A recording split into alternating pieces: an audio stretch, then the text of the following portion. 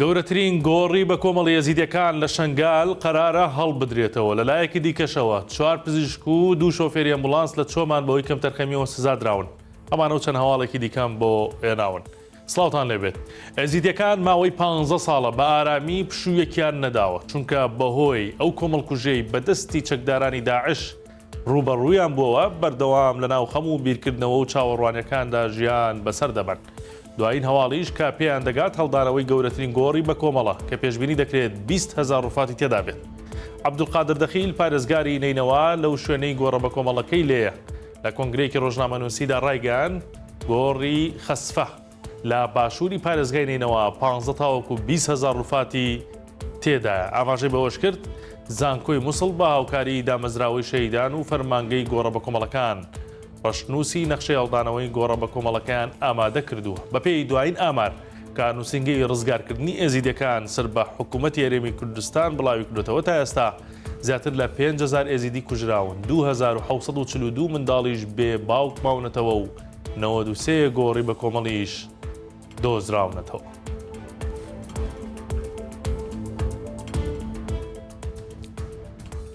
ئەمڕۆ 3 ساڵ بەسەر کوشتنی ماریا سام تێدەپەڕێت. لە 2 ساڵی ڕابردوودا کە ساڵیادی دەبوو هاوڕێ و دۆستانی بەنیەتی یادکردنەوەی گوڵیان بۆ دەبردە سەر گۆڕەکەی و لە سۆشیال میدیا یادیان دەکردەوە. بەڵام ئەم ساڵ ماریا زۆر تەنیایە و هیچ لە هاوڕێکانی نەچوون بەلایەوە.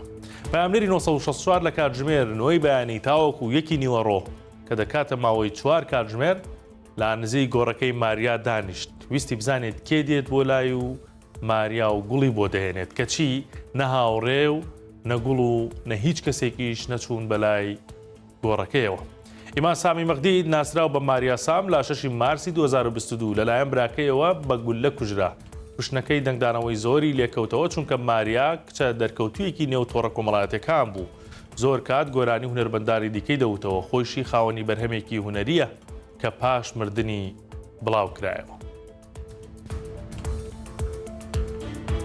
هەفتەیەک پێش ئێستا کەسێک لە ناحەی قەسرێ نەخۆش دەکەوێت و دەیبەنە نەخۆشخانەی چۆمان. لەوێش کە دەزانرێت حاڵی پەرێشانە دەگەێنرێتە سۆران. ئەمە بۆ ئاسانە نییە کە باسم کرد، چونکە ژمارەیەک پزیشک و کاربەندی تەندروستی لەسەر ئەم کەیسە سزا دراون. بە قسەی کەسوکاری نەخۆشەکەیان هەر زوو جەڵدە لێیداوە، بەڵام پزیشکەکان نەیانزانیوە جەڵدەیە و هەندێکیشان گاڵتەیان بە نەخۆشەکە کردووە. کاتێکیش دەردەکەوێت تەندروستی بەرەو خراپی دەڕوات بڕیار دەدەن بیبەن بۆ سۆران. بەڵام کاتێک دەچنە بەردەمی ئەمبولانسەکان دەبینن لە 2 شۆفێرەکەی نەخۆشخانە هیچیان لەوێ ئامادە نین. دوای هەفتەیەک بەسەر ئەم ڕووداوە شەوی ڕابردوو لە سۆشیال میدیاکانی چۆمان کەم تەرخەمی پزیشک و شۆفێرەکان بڵاو کرایەوە. هێندەی پێنەچوو تەندروستی سۆران هاتە سەرخەد و بە دوواداچوونی بۆ ڕووداوەکەی و شەوە کرد. سەرچاوەیەک لە تەندروستی داری سۆران سزادانی پزیشک و شۆفێرەکانی بۆ 964 پشتڕاست کردەوە کە بریتین لە 4 پزیشک و 2 شۆفێری ئەمبولانس.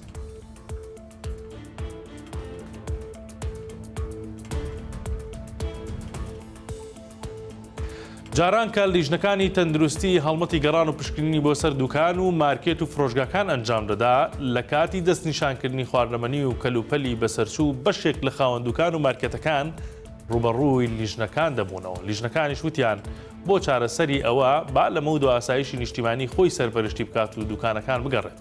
ئەمڕۆ لیژنەکانی ئاسایشی نیشتیمانی لە خورمات و باجلی سەربازیەوە دوکان و مارکێت و فرۆژگاکان گەڕان. پشکنینیان بۆ خواردەمەنی و کەلوپەلەکان دەکرد و توانیان 30 شوێن سزا بدەن و 1 خاوەندوکان و مارکێت و فرۆژگایەکیش پێی نەوتن بەری چاوتان کلیپەوەیە.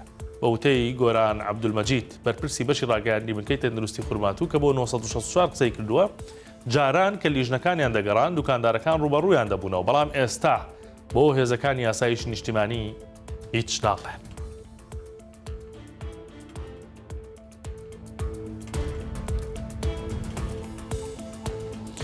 سەرشتان ڕادێکێشم بۆ هەواڵێکی دیکە کە لە ماڵپەڕی 964 هەیە. ئێوە دەزانن لە ڕەمەزاناندا فستیڤاڵی جۆراوجۆر ئەنجام دەدرێت. یەکێک لە فستیڤاڵە گەورەکان فستیڤاڵی بەردەم خەڵای هەولێرە لە پارکی شار کە بڕیار بوو لە 5 مانگ دەست پێ بکات، بەڵام بەهۆی هەندێک کێشەی تەکنیکی و ئامادە نەبوونی کۆشتەکانەوە دواخراوە.